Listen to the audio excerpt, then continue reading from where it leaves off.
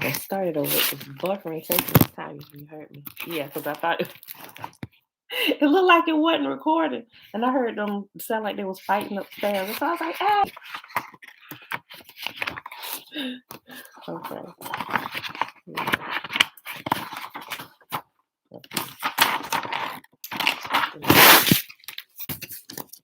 First thing in the morning, they're making all that darn noise. Bella's still asleep. Before I came down, I'm like, look, y'all be quiet. Don't wake her up. I was like, when your brother come here, tell him the same thing. Apparently, they forgot just that quick what I said. Sheesh. All right, y'all. Happy Monday. It is September the 13th, 2021, day 259 of year 3 of reading through the books of the law and the prophets, and of the 3-year consecutive day count, day 928. Shayla, hey, girl, hey. Let me see what we read next.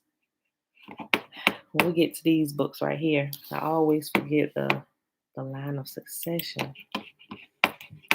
I forget, but I get them mixed up. So before I see it wrong, let me just go to it.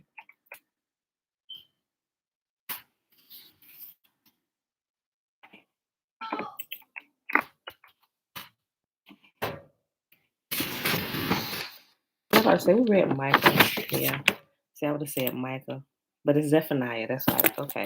So we'll read Zephaniah 1, 2, and 3. And then we're going to pick up where we left off at yesterday on page 141 in chapter 5 of Caesar's Messiah. All right, y'all. Let's hurry up and do the Shema. Y'all hear? They loud in the back. I guess I was being just as loud as they was. Y'all hear me holler? Mom, shalom. Aliyah, peace and blessings. Dream Sky Lover, shalom. Auntie, Belinda Brown, shalom. Betwabu. That's the first time I saw you say Betwabu. Betwabu. Okay. All right, y'all. Bring up the Shema. The Shema. And in Deuteronomy chapter 6, starting at verse 3. Hear, therefore, O Israel, and observe to do it, that it may be well with you, and that you may increase mightily as Yahuwah, the mighty one of our fathers, has promised us in a land that flows with milk and honey. Hear, O Israel, Yahuwah, our mighty one, he is one. And you shall love Yahuwah, your mighty one, with all your heart, with all your soul, and with all your might. And these words which I command you this day shall be in your heart. And you shall teach them diligently unto your children, and shall talk of them when you sit in your house, and when you walk by the way, and when you lie down, and when you rise up. And you shall bind them for a sign upon your hand, and they shall be as frontlets between your eyes. And you shall write them upon the posts of your house and on your gates. And Yahuwah commanded us to do all these statutes, to fear Yahuwah, Almighty One, for our good always, that he might preserve us alive, as it is at this day. And it shall be our righteousness if we observe to do all these commandments before Yahuwah, our mighty one, as he has commanded us. All right, y'all. Let's hop right to it. Zephaniah chapter 1. Coming judgment against Judah. Yahuwah gave this message to Zephaniah when Josiah, son of Ammon, was king of Judah. Zephaniah was the son of Cushi, son of Gedaliah, son of Amira, son of Hezekiah. I will sweep away everything from the face of the earth, says Yahuwah. I will sweep away people and animals alike. I will sweep away the birds of the sky and the fish of the sea. I will reduce the wicked to heaps of rubble, and I will wipe humanity from the face of the earth, says Yahuwah. I will crush Judah and Jerusalem with my fist and destroy every last trace. Every last trace of their Baal worship. I will put an end to the idolatrous priests, so that even the memory of them will disappear. For they go up to their roofs and bow down to the sun, moon, and stars. They claim to follow Yahuwah, but they worship Molech too, and I will destroy those who used to worship me, but now no longer do. They no longer ask for Yahuwah's guidance or seek my blessings. Stand in silence in the presence of the sovereign Lord, for the awesome day of Yahuwah's judgment is near. Yahuwah has prepared his people for a great slaughter and has chosen their executioners. On that day of judgment, says Yahuwah, I will punish the leaders and princes of Judah and all those following pagan customs. Yes, I will punish those who participate in pagan worship ceremonies and those who fill their masters' houses with violence and deceit. On that day, says Yahuwah, a cry of alarm will come from the fish gate and echo throughout the new quarter of this city, and a great crash will sound from the hills. Wail in sorrow, all you who live in the market area, for all the merchants and traders will be destroyed. I will search with lanterns in Jerusalem's darkest corners to punish those who sit complacent in their sins. They think Yahuwah will do nothing to them, either good or bad. So their property will be plundered, their homes ransacked. They will build new homes, but never live in them. They will plant vineyards, but never drink the wine from them. That terrible day of Yahuwah is near. Swiftly it comes, a day of bitter tears, a day when even strong men will cry out. It will be a day when Yahuwah's anger is poured out, a day of terrible distress and anguish, a day of ruin and desolation, a day of darkness and gloom, a day of clouds and blackness, a day of trumpet calls and battle cries. Down go the walled cities and the strongest battlements. Because you have sinned against Yahuwah, I will make you grope around like the blind. Your blood will be poured into the dust, and your bodies will lie rotting on the ground. Your silver and gold will not save you on that day of Yahuwah's anger, for the whole land will be devoured by the fire of his jealousy. He will make a terrifying end of all the people on the earth. Zephaniah chapter 2, a call to repentance. Lavan, blessings. Gather together. Yes, gather together, you shameless nation. Gather before judgment begins, before your time to repent is blown away like chaff. Act now before the fierce fury of Yahuwah falls and the terrible day of Yahuwah's anger begins. Seek Yahuwah, all who are humble, and follow his commands. Seek to do what is right and to live humbly. Perhaps even yet Yahuwah will protect you from his anger on that day of destruction. Judgment against Philistia. Demi Shalom. Gaza and Ashkelon will be abandoned, Ashdod and Ekron torn down. And what sorrow awaits you, Philistines, who live along the coast and in the land of Canaan. For this judgment is against you too. Yahuwah will destroy you until not one of you is left. The Philistine coast will become a wilderness pasture, a place of shepherd camps and enclosures for sheep and goats. The remnant of the tribe of Judah will pasture there. They will rest at night in the abandoned houses in Eshkelon, for Yahuwah their God will visit his people in kindness and restore their prosperity again. Judgment against Moab and Ammon. I have heard the taunts of the Moabites and the insults of the Ammonites, mocking my people and invading their borders. Now, as surely as I live, says Yahuwah, the God of heaven's armies, the God of Israel, Moab and Ammon will be destroyed as completely as Sodom and Gomorrah. Their land will become a place of stinging nettles, salt pits, and eternal desolation. The remnant of my people will plunder them and take their land. For they will receive the wages of their pride, for they have scoffed at the people of Yahuwah, the God of heaven's armies. Yahuwah will terrify them as he destroys all the gods in the land. The nations around the world will worship Yahuwah, each in their own land. Judgment against Ethiopia and Assyria. You Ethiopians, remember. what they changed Ethiopians from. It was the Black Moors. Mariah Shalom. You can verify that in the 1599 Geneva version of the scriptures. That's when they stopped. As a matter of fact, King James brought an end to the Geneva versions. He outlawed. Remember, we talked about this a couple times the past few days. He outlawed it, right? And by changing this to Ethiopia and Ethiopians, which the land wasn't called that until they began to change it in books and history and stuff. They were called the Black Moors. You Black Moors or Ethiopians will also be slaughtered by my sword, says Yahuwah. And Yahuwah will strike the lands of the north with his fist, destroying the land of Assyria. He will make its great capital, Nineveh, a desolate wasteland, parched like a desert. The proud city will become a pasture for flocks and herds, and all sorts of wild animals will settle there.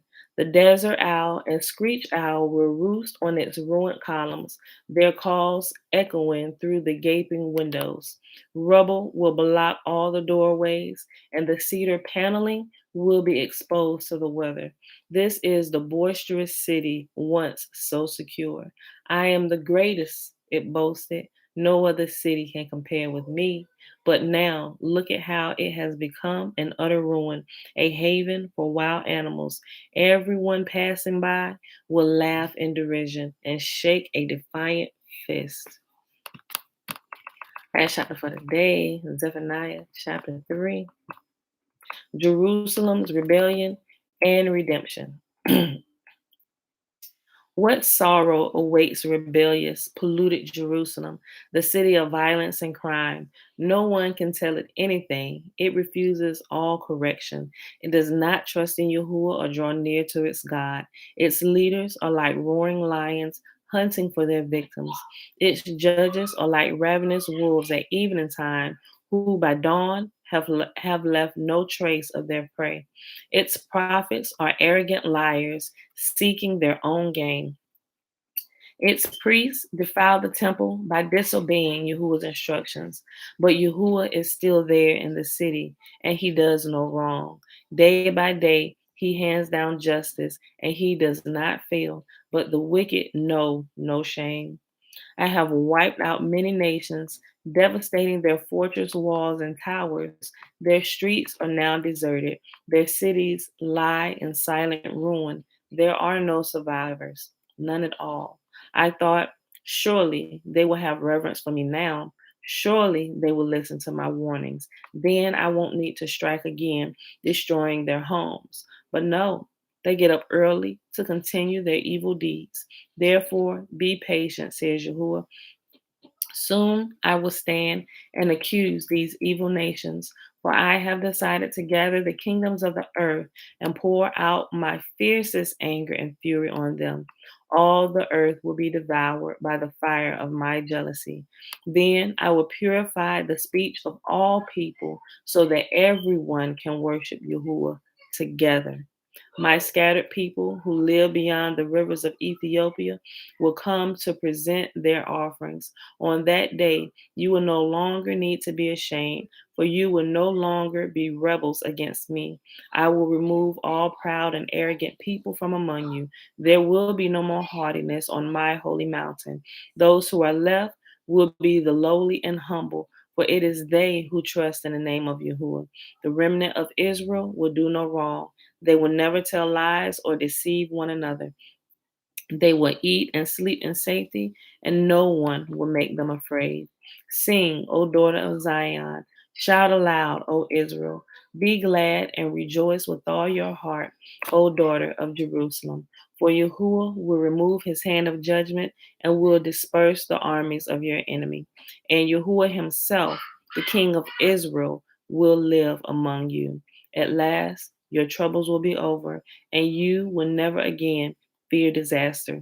On that day, the announcement to Jerusalem will be, cheer up, Zion, don't be afraid, for Yahuwah your God is living among you. He is a mighty Savior. He will take delight in you with gladness, with his love.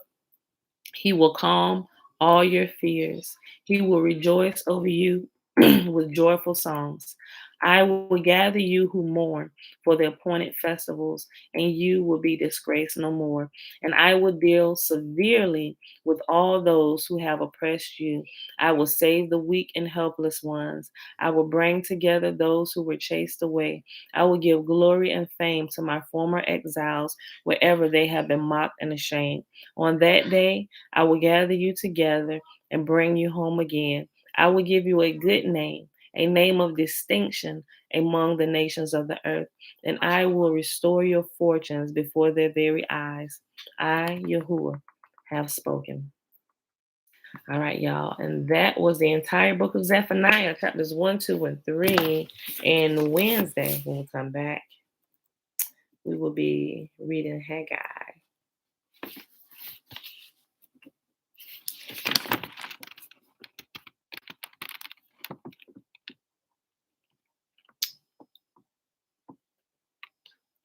I need to do my counting. I need to double check. Because Wednesday. Oh, no, that's Thursday. Okay. I did make a little tiny note right here. Okay. Atonement. Thursday. At sundown, it begins. It's the 5th. I'm not the 5th. It's the 17th. Day of Atonement. The 10th day is the 17th, September 17th. But remember, it begins the night before on the day of the 9th, right? Well, the sundown on the 9th day. So at sundown on Thursday, atonement begins, and it goes all the way until sundown of the 10th day, right? And then 5 days later begins Feast of Tabernacles or tents. So make sure you're preparing if you haven't already. All right, y'all. So let's pick this back up with Caesar's Messiah. Okay.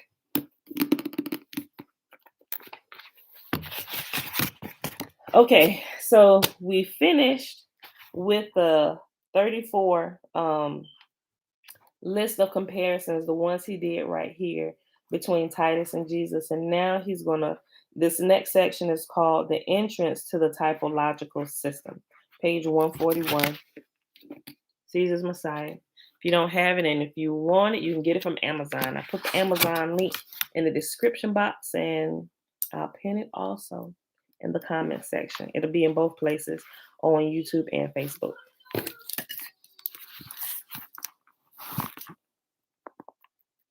Okay. All right. The entrance to the typological system. Peaceful greetings, Uncle Nathaniel. Having established the Jesus-Titus typological mapping, it is now possible to show the complex entry to the system. The entry point is really only visible if read with the extreme bias of an understanding of the typological mapping. I shall also cover this in a section. I shall also cover in this section a few of the more esoteric parallels passed over in the section above, where my purpose was simply to establish the scope of the overall mapping in Luke. Perhaps the most interest in the collection is the puzzle that shows the true identity of Mary Magdalene, number 3 below. Okay, we'll get to it. So number 1 is the Battle of Nazareth or Jaffa. The Jesus-Titus typology begins with the linkage between the first event of Jesus's adult ministry and Titus's first battle. It is difficult to recognize that Jesus's battle at Nazareth symbolizes Titus's at Jaffa. This was intended by the authors who wished to make the beginning point of their pattern hard to detect. To see the connection, some background information is useful. The existence of a town called Nazareth was not known in the 1st century. In the 4th century, Flavius Constantine built a church next to the ancient Judean town of Jaffa at a site proclaimed by his mother Helena as having been shown to her in a vision as being the Nazareth described in the Gospels.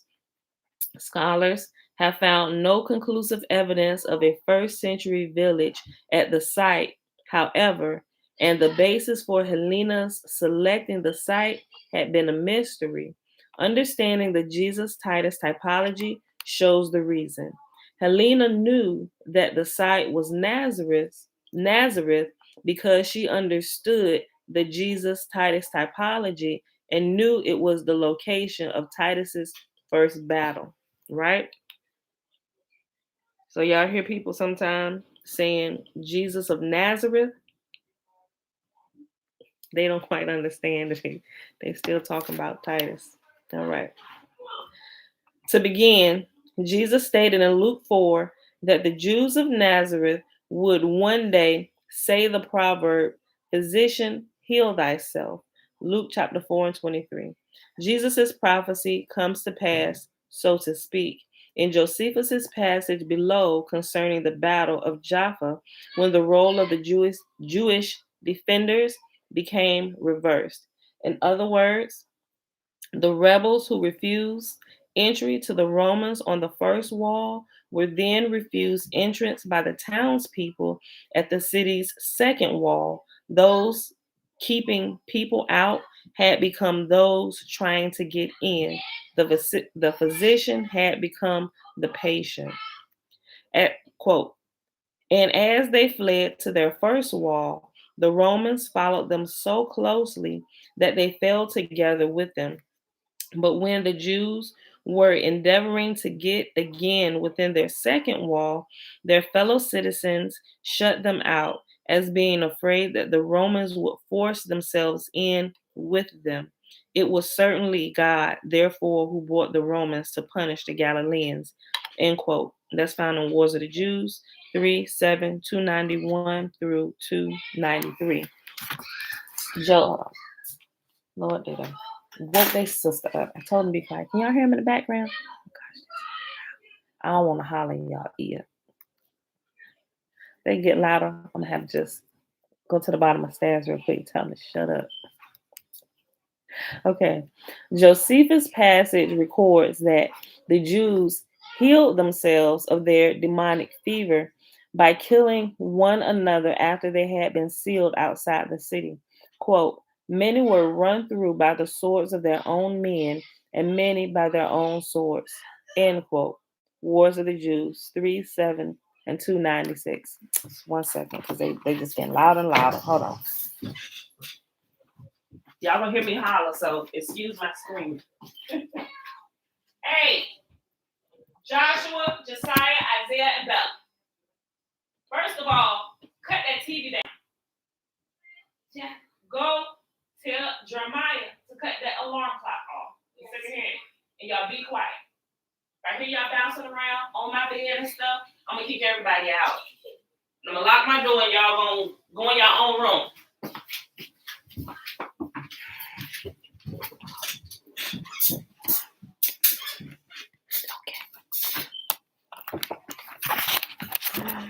All right, y'all. Luke and Josephus then each go on to depict a struggle on a hill near Jaffa. The story of the townspeople in Luke 4 who attempt to throw Jesus from the brow of the hill at Nazareth is a symbolic representation, a typological foreseeing of the Galileans attempting to repulse Titus's troops from the wall of Jaffa. Quote, and they led him to the brow of the hill on which their city was built, that they might throw him down over the cliff.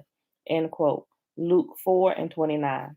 The event in Luke 4 sees the attempt by the townspeople to repel the Flavian army from a wall at Jaffa 40 years later.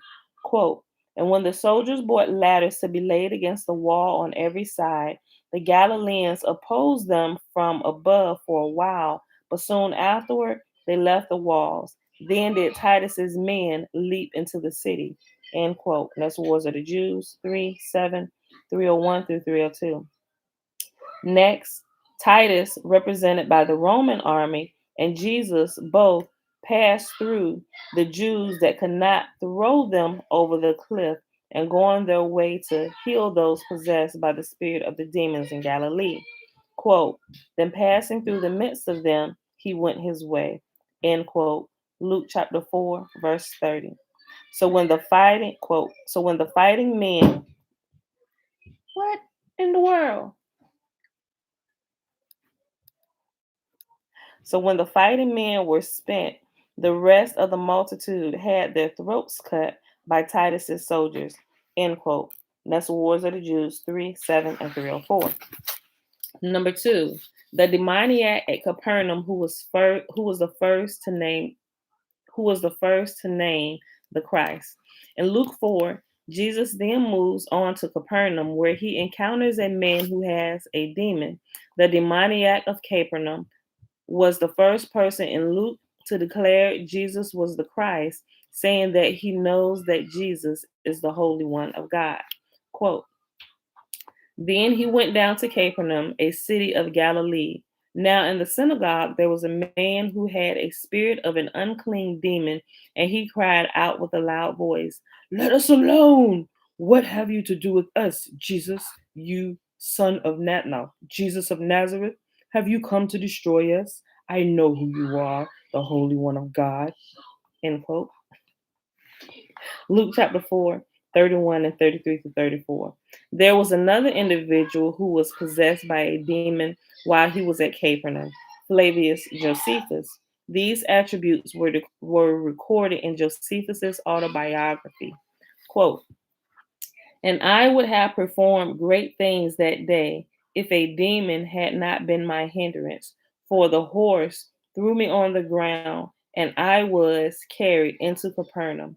End quote. You can find that in his biography called The Life of Flavius Josephus, page 72 and pages 4:2 through 4:3. A technique that was often used by the authors of Jesus Titus typology was placing details in other parts of the text to create parallels which would be too obvious if they were given in the same passage. For example, in the passage below, where Josephus declares Vespasian as Lord, if he had both identified himself as having been possessed by a demon while he was at Capernaum, while also naming Vespasian as the Christ foreseen by Jewish scripture, the parallels between the historian and the demon-possessed character in Luke 4:33 would have been transparent. To keep their typology hidden, the authors placed these details into other passages and required that the reader have the memory needed to understand the intertextual connection. The following passage is Josephus's declaration that the Flavian Caesars were the individuals the Jewish prophecies foresaw to hold the mantle of Christ. Notice that Josephus's reference to the dynasty of Vespasian is the basis for the Christian concept of the Trinity. That is, a Godhead of three individuals, Father, Son, and terrible spirit.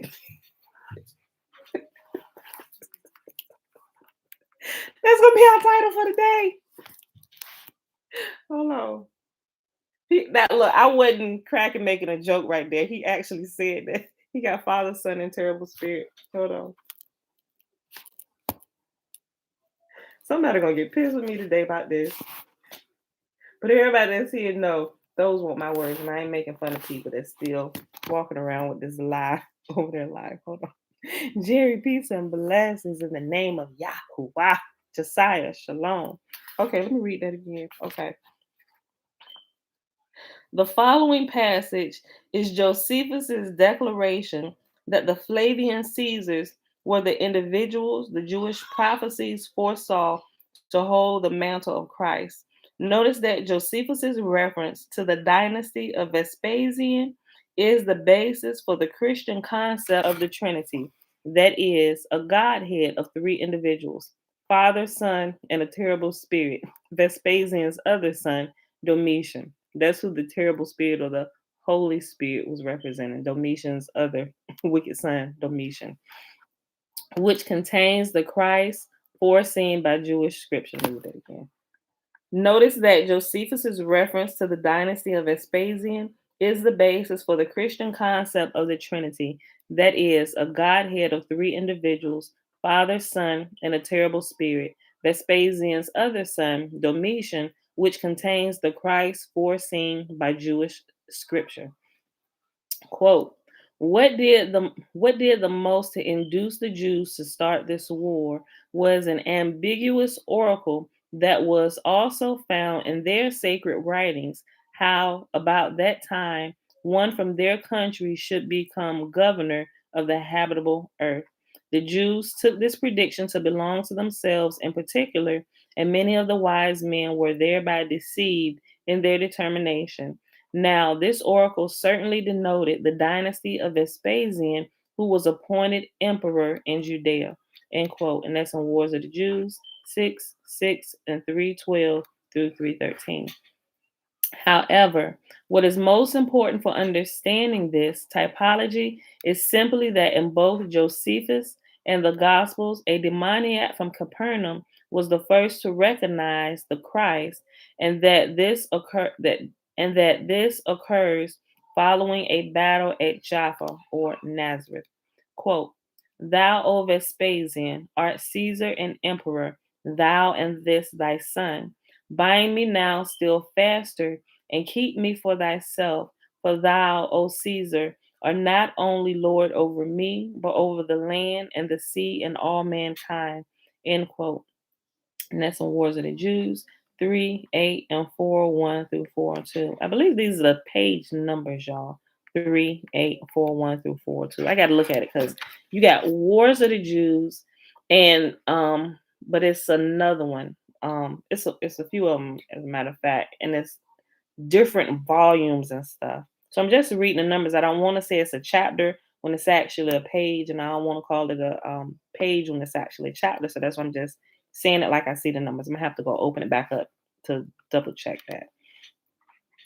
It needs to be noted that though the Gospels were designed to specifically show that Titus was the Son of Man whose visitation Jesus predicted, they also represent the divinity of Vespasian, who the Flavian court historians also claim to be a Christ and was represented as God the Father in the Gospels. Number three, which is why something starts seeming amiss when we spend a lot of time reading through the Torah. Then we get over into the New Testament, like, something ain't right. Can't quite put my hand on it yet, but you keep reading, keep studying. It's going to shine brighter and brighter, right? Number three, fever at the fishing town of Migdal Tarike. Was it Tarike? Tarike. Yep. The true identity of Mary Magdalene. After his battle on the hill outside Jaffa and the demoniac of Capernaum's proclamation of him as the Christ, Jesus went on to cure Simon's mother-in-law of a high fever. Quote, Now he arose from the synagogue and entered Simon's house. But Simon's wife's mother was sick with a high fever, and they made request of him concerning her. So he stood over her and rebuked the fever, and it left her, and immediately she arose and served them. End quote. That's Luke chapter 4, verses 38 through 39. To recognize the Luke Josephus connection in this point, it is necessary to solve a puzzle revealing the name of Simon's mother in law. Solving the puzzle shows that Simon's mother in law's high fever was a pun on her real name, Mary Magdalene. In other words, the reason that Luke described Simon's mother-in-law's fever as high was because since she was Mary Magdalene, she had not one but 7 demons inside her, per the quote from Luke below. To digress, it is of interest that Mary's 7 demons that were inside of her may be conjectured to be referring to her daughters. They were perhaps the 6 Marys mentioned in the Gospels, and the soul Mary in Josephus. The character with the high fever in the Gospels was placed in a generation prior to Simon's, so she could allegorically be the mother to the seven Marys, or remember, Marys represent rebellious females, right? Just like during the war, America would call the enemy Charlie. Every enemy soldier, that's Charlie. They go Charlie, they go Charlie, they go Charlie. It was the same thing with the Marys, right? Rebellious females were named Mary. In our day today, Karen. You say Karen, everybody know who Karen is, right? All right. I feel sorry for them women who were actually named Karen at birth. Some of them are regretting that their mother named them Karen. Their mothers did not foresee this generation and what would happen in it. It should be noted, hold on, let me go back. The character with the high fever in the Gospels was placed in a generation prior to Simon's, so she could allegorically be the mother to the seven Marys, or rebellious females, who are mentioned in the Gospels and Josephus. It should be noted that the characters are fictional.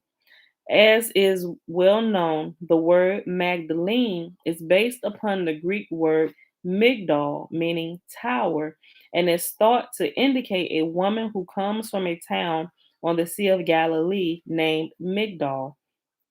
The town was known by the Jews as Migdal, or Tower, because of the high tower in the town discovered during an excavation of the site used to smoke fish and preserve them.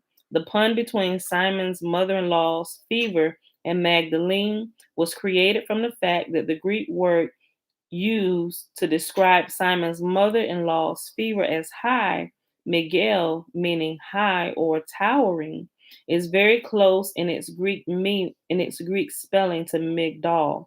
The pun is akin to the one used to connect Joseph of Arimathea to Joseph bar Matthias. The connection between Mary Magdalene and Simon's mother in law is straightforward, in that one does not need to understand that the authors of the Gospels engaged in puns like Arimathea or Bar Matthias to see it.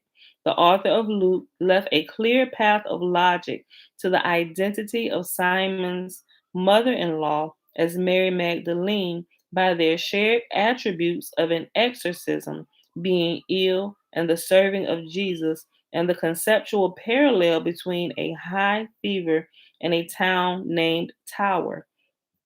Notice below that Luke states that Mary Magdalene had been healed of both demonic possession and infirmities, which would have given her a fever. Moreover, since so many of the other women that are associated with Jesus' ministry were named Mary or Martha, which is Aramaic for Mary, it is consistent to assume that Simon's mother in law was also a Mary. Quote, and certain women who had been healed of evil spirits and infirmities, Mary called Magdalene, out of whom had come seven demons, and Joanna, the wife of Chusa, Herod's steward, and Susanna, and many others who provided for him from their substance. End quote. And that's Luke chapter 8, verses 2 through 3. Luke also indicated that Simon's mother in law's illness was demonic possession by stating that Jesus rebuked the fever just as he did earlier in the same passage when confronting a demoniac.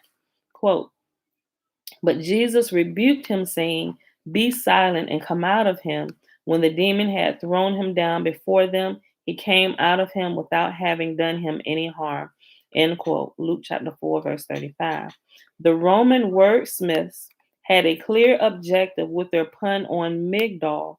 As noted above, the word Magdalene is based upon Migdal, or tower, which was the name of a fishing town on the Sea of Galilee. According to the Babylonian Talmud, B. Pishah 46b, the Hebrew name for the town was Migdal Nun Aya, Nunaiyah, which means tower of fish.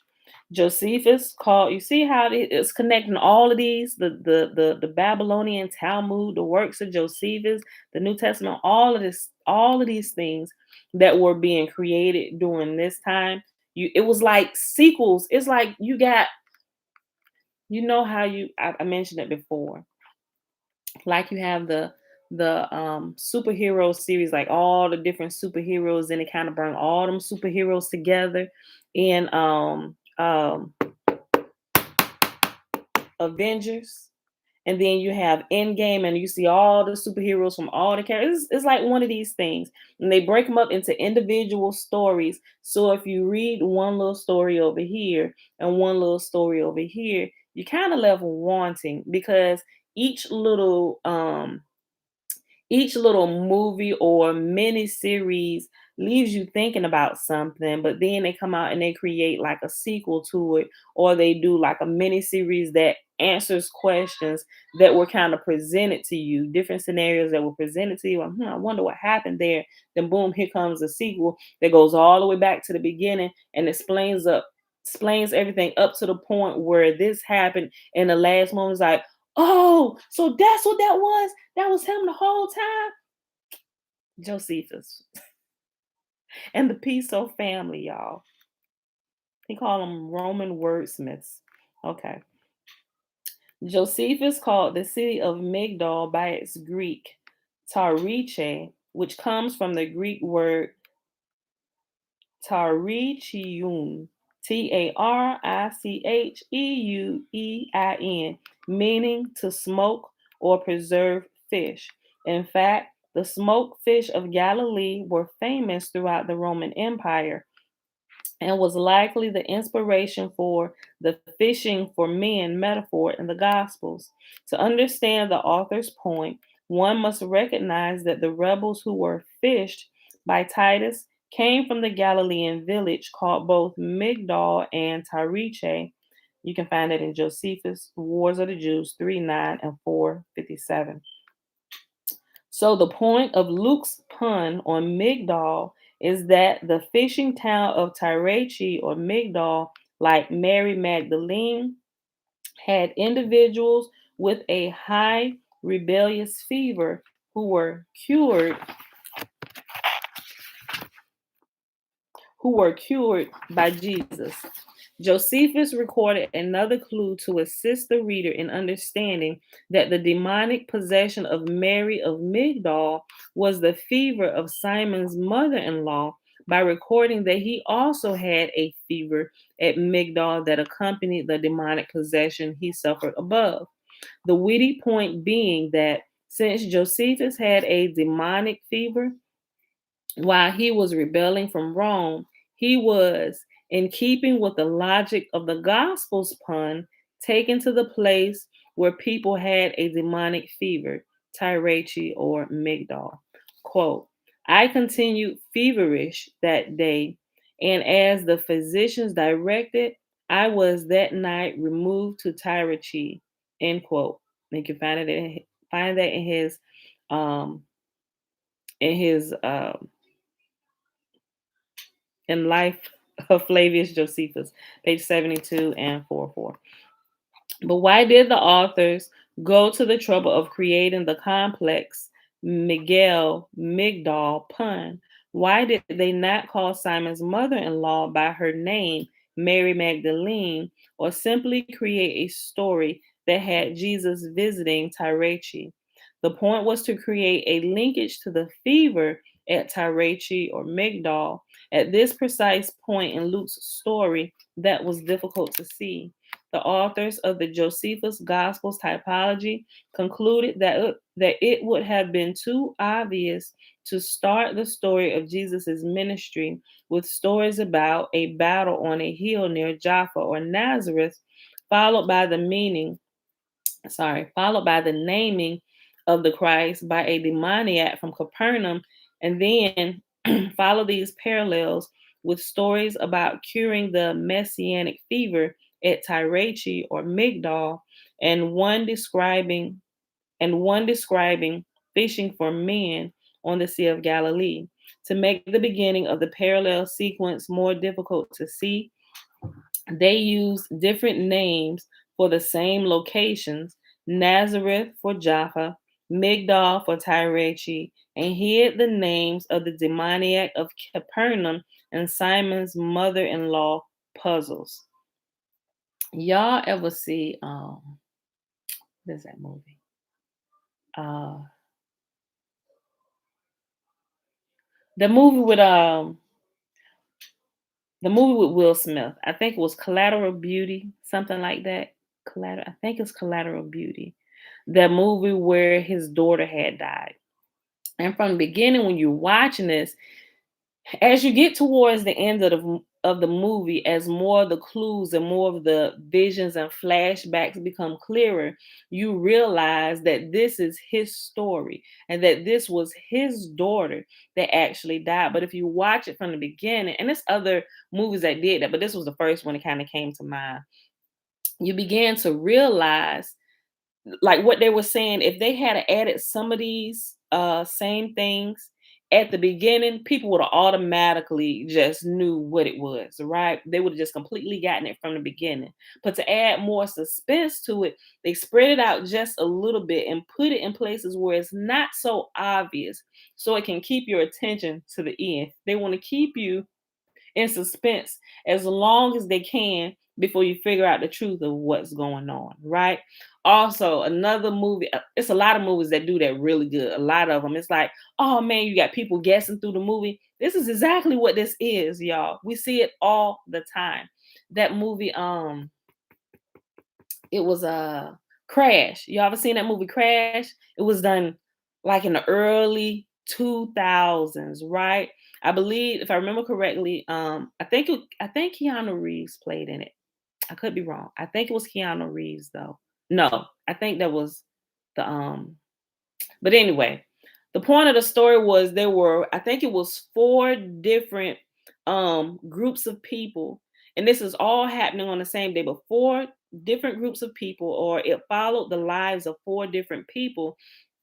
And as the movie began to play from the beginning, we looked at the life of one person, then all of a sudden it switched. Who are these new characters? And then it switched again. Who are these people? They don't, like, they're not mixing within the story of the first two people. Then there's another set of people's lives that you follow. Then it goes back and it keeps doing that up until a certain point. Then at a certain point in a movie, it kind of goes back. And so you can kind of see where all of these things is happening. It's literally all happening simultaneously at the same time, but they broke the movie up so it looks like it's different time periods, different days. But it's called Crash because as the movie goes on and it begins to unfold, it shows you how these four groups of people, literally, they started their day. This is the same day. Say they all started their day this day, and they're all of their lives kind of came together and crashed, and we realized it was one big scene, but they broke it up so you couldn't tell that right from the beginning, to keep you in suspense all the way to the end, to see how that. Wait, first of all, sis, who told you could get my sparkling water? And why did you bring me two? You bought one for me and one for you. I didn't ask for one. You open mine. I'll give you one. Go upstairs and tell your brothers, because they sound like they're wrestling around on our bed. Tell them they're about to get kicked out. Let them sit in there to watch our TV. By the time I say sit their butts down. Don't shut the door out me. They shut the door out you? Mm-hmm. They shut the door on her, locking her out. Tell them I said open my door. They all gonna get out. And you will get to go in. Okay, so the movie is called Crash because it takes all those individual scenes and bring it together. And a lot of movies do that, but I think that was a really good movie. It's a really good, you can kind of go, you can look at that, and then while you're reading this, you can see this is exactly what this is. Josephus, remember, they were some of the greatest historians, greatest writers in the world at this time. Yes, Robert Crash with Terrence Howard. Yes. Y'all gotta go watch that if y'all haven't seen it. You should be able to get it on. I don't know if it's on Netflix. It could be. But if it's on Amazon, it might be free for you. Well, it ain't free because if you pay for your Prime membership, it'll say Prime, but I don't know. Sometime when I mention different movies, you would think that you could watch them for free. Like I mentioned Wizard of Oz. You gotta pay for Wizard of Oz still. Like why? Granted, I guess it's still a favorite of people across the world and they can still make money off of it, right? You would think even if you have Prime, that you would be able to at least get the Wizard of Oz. It was made in the 1900s, right? We should at least be able to watch that for free. But no, what you realize, all of these movies that have some significance in what's going on and a deception of the world, they make you pay for it. And if you go look for a book, here's a clue on some things what you might already be hip to. If books have some truth in it and you can get it from Amazon, you'll notice that the books are sky high. They're the books that will normally cost 12, maybe $15, even some of the thicker ones about $45, and maybe some reference books that could teeter on the price of 100, they shoot up. There were a couple that I'm looking at, and I'm like, I am not paying $600 for this book because I know this is not the cost of this. So I'm kind of waiting it out. But there was one that I got the other day. It was like $150, and it was like two left. I'm like, you know what? If I wait this out any longer, this is somebody gonna take this, and I'm not gonna be able to get this information. But I had looked at it before, and I knew something was up because it was only like $12 when I first came across. I was like, I mean, I need that. But the more I kept hearing people mention it, I'm like, wait a minute. Let me, what? I looked at that before. Let me kind of go back and check that out. The price is jacked up. And it could be that the people who were selling it realize that there's a demand for this particular title in the book and they're jacking up their prices. It could be that too, right? Or it could be that they're jacking the price up because, they don't really want people who they think shouldn't have it get it. But I'm like, and I look at all of those type of things, right? So, all right, I'm done on my little side note rabbit trail. But I got on that telling you how some of these movies today is doing like this same thing that Josephus and them were famous at doing, trying to keep you in suspense and keep you going along with their lives and their story by separating it out, making it not so obvious at the very beginning. Well, I get this garbage out of here. We can clearly tell, they wanted to keep us in suspense and use us as long as they possibly could. Yo, they did a really good job of it. It's terrible what they did, but they are experts at their craft. They fooled the entire world, right? Yo, hold on. Okay. To make the beginning of the parallel sequence more difficult to see, they use different names for the same locations: Nazareth for Jaffa, Migdal for Tyrechi, and hid the names of the demoniac of Capernaum and Simon's mother in law in puzzles.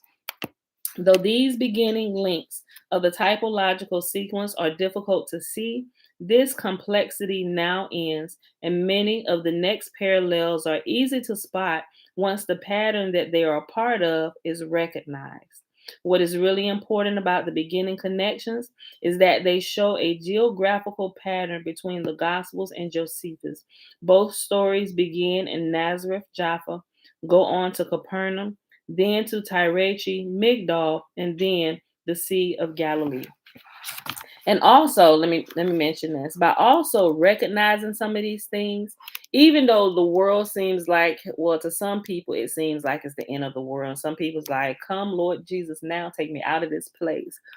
All of that fear goes away, right? And it's like, wait a minute, we're literally living in a whole planned out production that a lot of the world is in cahoots together with each other to pull the wool over the eyes of the people, right? You can kind of calm down a whole lot. There are some things you may still need to wear your mask or whatever, do what you need to do, but um, all this fear that once overtook you because of all this, and Jesus could come any day now, and all that stuff just kind of falls off. And you just like, oh, okay, Some days I'd be like, okay, anybody got their mask on here? Like I'm not afraid of catching anything, right? Not saying that people aren't getting sick because there are. But I take care of my body. But if I see a whole bunch of people with their masks on, if I see somebody coughing, I ain't I ain't gonna I ain't gonna press the issue. Well, not necessarily press the issue. I'm gonna be wise. If I see you hacking, because I know by coughing there is these droplets that could fly from your mouth and into the air and they can float around. I understand that about health and stuff, not necessarily corona, but I understand germs and viruses and how they're spread. So I will put my mask on. If I'm in an area where people, y'all are over in y'all place, I'm gonna keep my mask off. I'm gonna breathe fresh air, you know. Um, but I understand things like that. So I'm not overly anxious anymore about things that I'm constantly seeing being pushed in the news to where all the news channels all across America are in cahoots together. There were a couple people that actually did some what do you call them? They put a lot of the news. I'm gonna see if I can find it. The title of it. This is a threat to our democracy. They gather all the news feeds from all across the different states in America, and they realized the common theme that they were all about like the major world issues that were going on. They were all saying the same exact words, like they were reading from a script, and they were right. Impossible for that to happen. You would think that, you would have your own personality and the way you would explain something, but everybody saying the same thing in the same exact way at the same time tells us that foolishness is afoot, right? We can talk about that with prophecies. You can recognize it anywhere. Somebody behind the scenes is pulling the strings, right? That's not how prophecy works. If y'all all saying the same thing at the same time without your own personality explaining this in a different manner, something is wrong. But I'm gonna share that with y'all if y'all haven't. So I'm sure everybody probably seen it. Let's see. A threat. I'm putting a threat.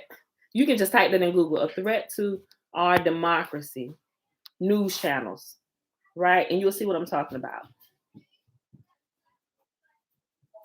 Right. So we see that same thing going on today. I haven't checked for updated ones with the corona, them putting it together, but they're saying the same exact thing. Somebody's pulling the strings to where even they're giving scripts to the newscasters and the anchors say these exact words, right? And it's further putting spells on everybody that's been taken by news channels and things like that, right?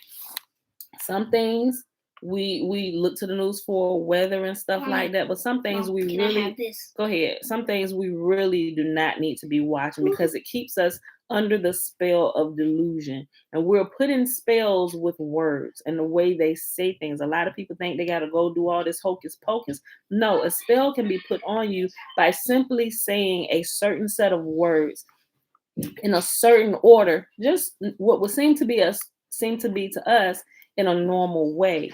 But it's putting you in a spell, it's putting you in a trance, right? So you have to be mindful of these things, right? And when you can begin, like he just said here, um, hold on.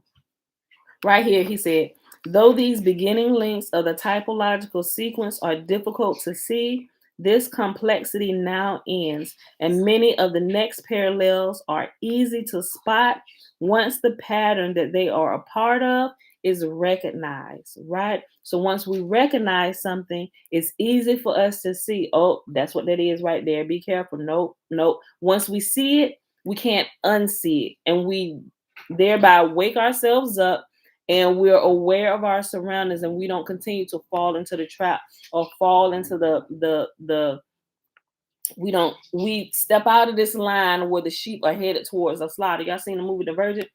I use a lot of movies because I think it give you a good visual of some of the things we're talking about. And I mentioned it before. You know how in the movie Divergent, when they all had one morning they all woke up and all of a sudden everybody was like they were like robots and they're like moving around, except for the divergent ones or the ones whose test results were inconclusive, meaning that they couldn't be puppeted or they couldn't be controlled by the government. Mom. So much, yes. Where's my iPad? Hold on, it's upstairs looking at basket beside my nightstand. They couldn't be controlled by the government who were pulling the strings behind, i.e., with the spells and stuff that they had put on them.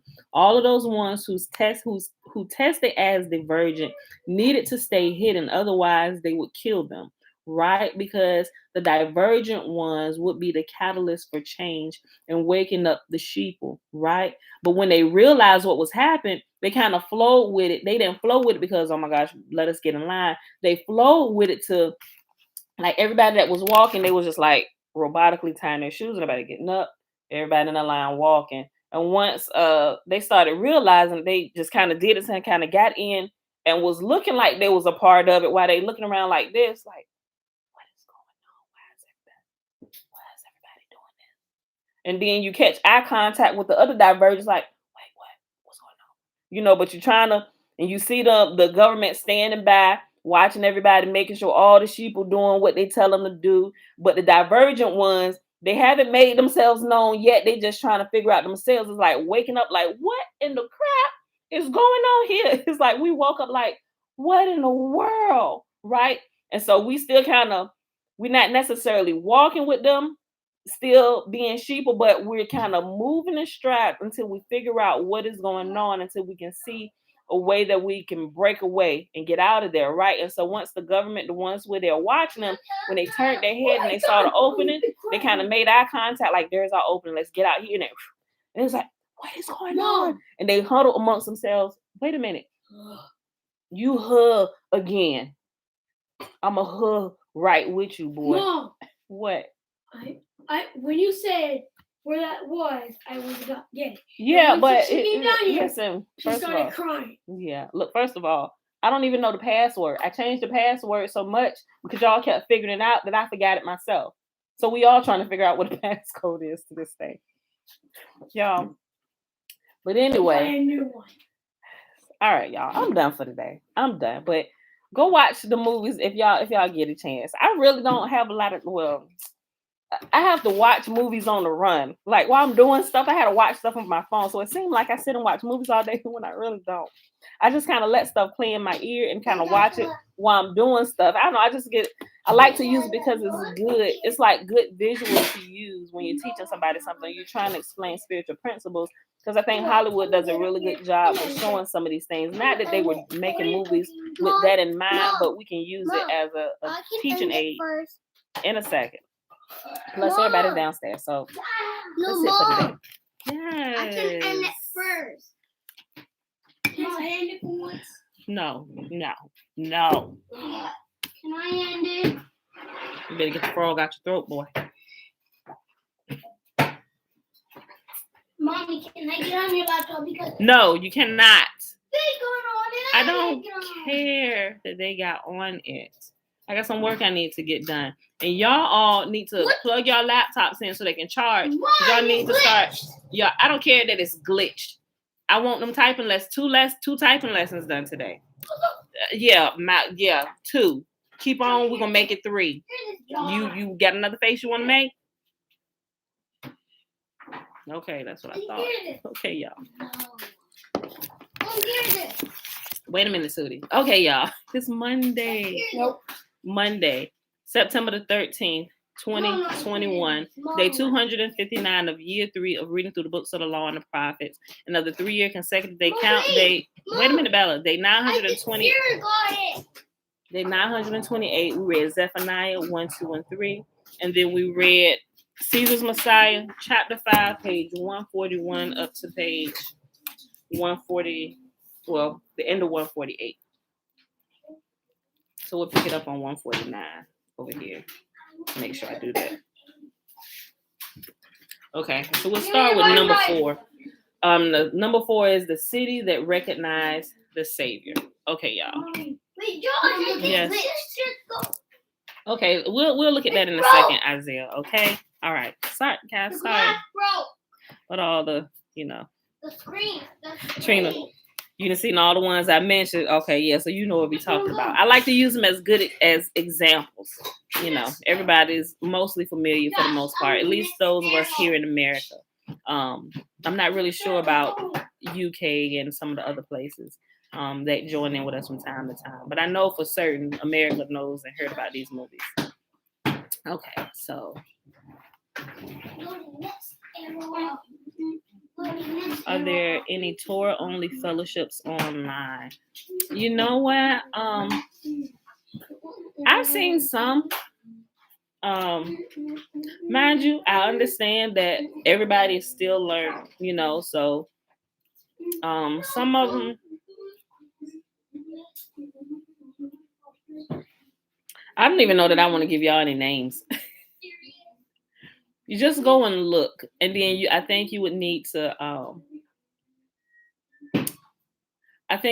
to maybe watch a couple of them, kind of go through and kind of see. But if you're good with eating the meat and spitting out the bones, you'll be able to find a few good teachers. You'll find a few good teachers up there that's Torah only. It's rare that you hear them use anything from the New Testament, and if they do, let me say this. I can't say that about all of them. Some of them, if they do, they're trying to explain something. But you just got to go and look, be able to eat the meat, spit out the bones, right? I'm a person who's able to pretty much learn from anybody, whether it's learn what to do or learn what not to do. I can pull wisdom from your life and apply it to mine, whether it's to keep me safe or to keep me on a straight and narrow, so to speak, or whatever. But if you're good at separating truth from error, you'll be able to find truth wherever you go. That's what I say about that. Okay, so yes, Trina. Yeah, Trina said there are two TV series that I watch. They're still in my mind. Have you seen them? The 103%. Yes, I have. And I think the 100 is still an active series. The 3%, I'm not so sure. I didn't get as far into it as I did the 100. But the 100 was pretty good. There's a lot of things you can glean from that. So let me see. Let me keep this in. I'm gonna speak about the work. Okay. But yeah, it's a lot of good ones. Look, if I was I'm a little bit techie, but I'm working to get real techie to where I can use graphics and stuff, right? But I need to do a little bit of studying because I would love to be able to use graphics like when I mention movies or something. But see, I don't know. I would have to do edits afterward because a lot of time I don't even know that it, depending on what we read, the movies will just come to me. I'll just think about certain things. So some of those things I can't like do ahead of time because I don't plan out anything. I really don't. I just get up here every morning and all the stuff that comes to me while we're reading, things that I remember, I just share it. So I can't really prepare for that, so to speak. It would have to be something that I do afterwards, go through with edits and everything. A lot of times I really don't like to edit. I just like upload it like it is. But some things I really do want to because I think it'd be really cool to use graphics and maybe show like different clips that I be talking about, right? So if I mention something, I think it'd be really cool if just for a quick second we can show that clip that I was talking about. I think it'll make it more interactive and more I don't know, it's just more fun, you know. I don't know, maybe something later. Maybe one of my kids can develop that or something. I don't know, y'all. Anyway, the blessing is found in Numbers chapter 6, verses 22 through 27. Remember, first 21 verses is the Nazarite vow. Man or woman can take it. And Yahuwah spake unto Moses, saying, Speak unto Aaron and unto his sons, saying, On this wise ye shall bless the children of Israel, saying unto them, Yahuwah will kneel before us, presenting gifts, and will guard us with a hedge of protection. Yahuwah will illuminate the wholeness of his being towards us, bringing order, and he will provide us with love, sustenance, and friendship. Yahuwah will lift up the wholeness of his being and look upon us, and he will set in place all we need to be whole and complete. And they shall put my name upon the children of Israel, and I will bless them. All right, beautiful people. That is it for today. I think I responded to everybody that said something. Okay. All right, y'all. All right, that's it. I love y'all. Tootie Baby and her brethren has gone outside to ride their scooters. So I'm going to end this today, right? All right. Love y'all. See y'all back here Wednesday. Remember, Sabbath has changed, so we won't be here tomorrow. See y'all Wednesday. 7:15 a.m. Eastern Standard Time. Bruce.